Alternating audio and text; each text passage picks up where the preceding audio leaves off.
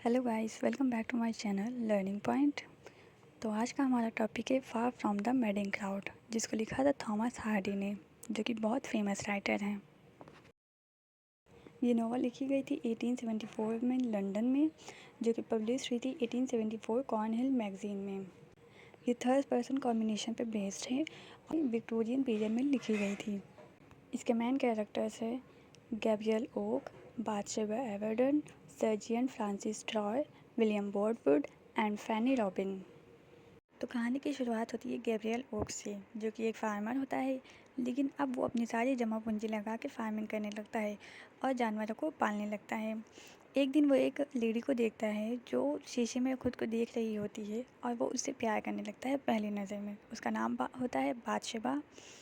एक दिन क्या होता है कि जो गैब्रियल ओक होता है अपने घर की खिड़की खोलना भूल जाता है, जिससे कि जो आग का धुआं होता है वो सब घर में भरा रहता है, जिससे कि उसकी जान को खतरा होता है। तभी बाथशेबा आके उसे बचा लेती है। उसके बाद से तो वो बाथशेबा को और ज़्यादा पसंद करने लगता है। उसके दूसरे दिन वो उसकी आंट के पास जाता है और उससे बाथशेबा का हाथ मांगता है। तब उसकी आंट उसकी गलतफहमी को दूर करते हुए कहती हैं कि बाथशेबा के लिए बहुत सारे प्रपोज़ल हैं, लेकिन वो सबको रिजेक्ट कर देती है और वो तुमसे भी शादी नहीं करेगी, ऐसा कहती है। और वो वहाँ से चला जाता है, गैब्रियल ओक वहाँ से चला जाता है। उस टाइम पे बाथशेबा घर पे नहीं होती है, लेकिन जब उसे पता चलता है तो वो गैब्रियल ओक के पास जाती है और उसे बताती है कि मैं तुमसे शादी नहीं कर सकती, क्योंकि मैं शादी करने के बाद स्वतंत्र रहना चाहती हूँ और जो कि मुझे आज़ादी नहीं मिलेगी। इसलिए वो अपनी स्वतंत्रता के लिए किसी से शादी नहीं करती उस टाइम पर। अपने चाचा की तरफ से रहते बैठी चली जाती है, क्योंकि उनकी डेथ हो जाती है, क्योंकि उनके अंकल की प्रॉपर्टी में से बाथशेबा को हिस्सा मिलना था। उनकी एक फार्मिंग की कंपनी होती है जिसे अब बाथशेबा संभाला करती है। एक दिन गैब्रियल ओक एक डॉग लेके आता है, लेकिन उसकी गलती हो जाती है डॉग को लाना। जिस दिन वो डॉग लाता है उसके दूसरे ही दिन वो सारे डॉग उसकी सारी भेड़ को खा जाते हैं, जिससे कि उसका बहुत ज़्यादा नुकसान हो जाता है और जैसे कि उसने अपनी सारी जमा पूंजी उसमें लगा दिया था, तो अब उसके पास कुछ नहीं बचा था। इसलिए वो सब कुछ बेच बाच के और जितना कर्ज होता है वो उतार के वो वेदरबेरी चला जाता है। अब जो कि बादशाह भी वेदरबेरी ही रहती है, उसको नहीं पता था। लेकिन जब वो जाता है तो रास्ते में देखता है कि एक फार्म में आग लग जाती है और वो वहाँ अपना कमाल दिखाने लगता है। जो आग बुझाया करते हैं उन लोगों के साथ वो जाता है और आग बुझाने लगता है। उसके इस काम से वहाँ की जो मालकिन होती है फार्म की, वो बहुत खुश होती हैं और उसे वहाँ जॉब पर रख लेती हैं। और इत्तेफाक की बात ये होती है, जो वहाँ की मालकिन होती हैं वो बाछेबाई होती है और वो उसके अंकल का फार्म होता है, जो कि अब बाछेबा चलाया करती है। अब जो कि वो फर्म की मालकिन थी, तो मार्केट में बहुत सारे सौदे होते थे, उसे जाना पड़ता था, लेकिन वो देखती थी कि सब उस पर ध्यान देते हैं। यहाँ तक कि गैब्रियल ओक भी उसे पसंद करता था, उसे इस बात का एहसास था। लेकिन वहाँ एक मैन था बोल्डवुड, जो कि इस पर ज़रा सा भी ध्यान नहीं देता था और बाथशेबा इस बात को नोटिस करती थी। इसीलिए उसने वैलेंटाइन के दिन बोल्डवुड को एक ख़त लिखा मैरी मी का। बोल्डवुड ने जब वो देखा कार्ड, तो उसने नोटिस किया कि हाँ, ये वही लड़की है जिसने मुझे ख़त लिखा था, और वो उसके पास गया और उसने बताया कि तुम मुझसे शादी करना चाहती है तो ये बात तो मुझे सीधे सीधे बोल सकती थी, लेकिन उसने मना कर दिया। उसने बताया कि नहीं नहीं, ऐसा नहीं है, मैंने बस इसलिए ऐसा किया था। तो उसने बताया कि तुम्हें ऐसा नहीं करना चाहिए, उससे मेरी फीलिंग हर्ट हुई है, लेकिन मैं तुमसे वाकई में शादी करना चाहती हूँ। बादशाह ने वक्त मांगा कि हाँ ठीक है, फिर मुझे वक्त दो, मैं सोचना चाहती हूँ, फिर मैं तुम्हें सोच के बताऊँगी। वो मान जाता है इस बात के लिए।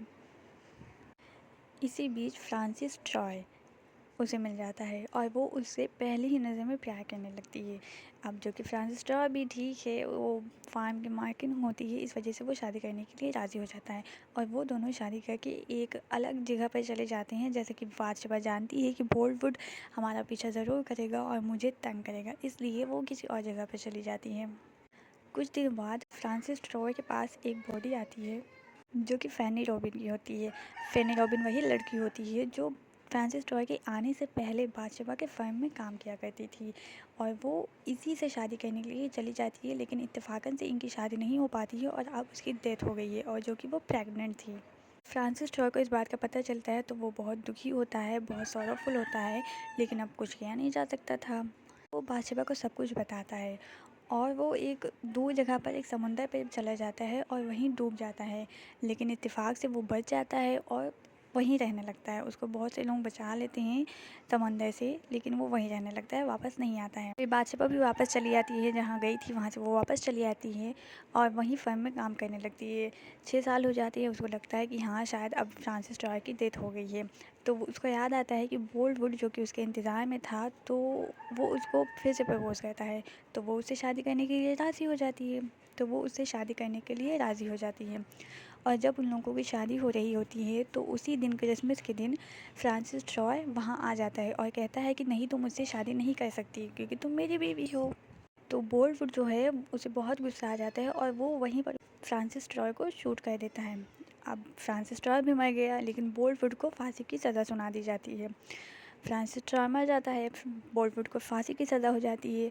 अब बाथशेबा फिर से अकेली रह जाती है, लेकिन फिर उसे गैब्रियल का ख्याल आता है। अब जबकि गैब्रियल इससे बहुत ज़्यादा नाराज़ था, बहुत दुखी था इसकी शादी होने से, तो वो फर्म को छोड़ के जाने लगता है। वहाँ बादशाह पहुँचती है और वो उससे जाने का रीज़न पूछती है, तो वो बताता है कि भाई ऐसी ऐसी बात है, मैं बहुत दुखी हूँ और जो भी होता है। तो लास्ट में बादशाह उससे शादी करने के लिए प्रपोज़ करती है। उसे यकीन नहीं होता है अपनी किस्मत पर, लेकिन वो हाँ कर देता है और इन लोगों की शादी हो जाती है। तो कहानी यहीं पर ख़त्म होती है। आई होप कि आपको कहानी समझ में आई है, तो प्लीज़ लाइक, शेयर और मेरे चैनल को सब्सक्राइब कीजिए।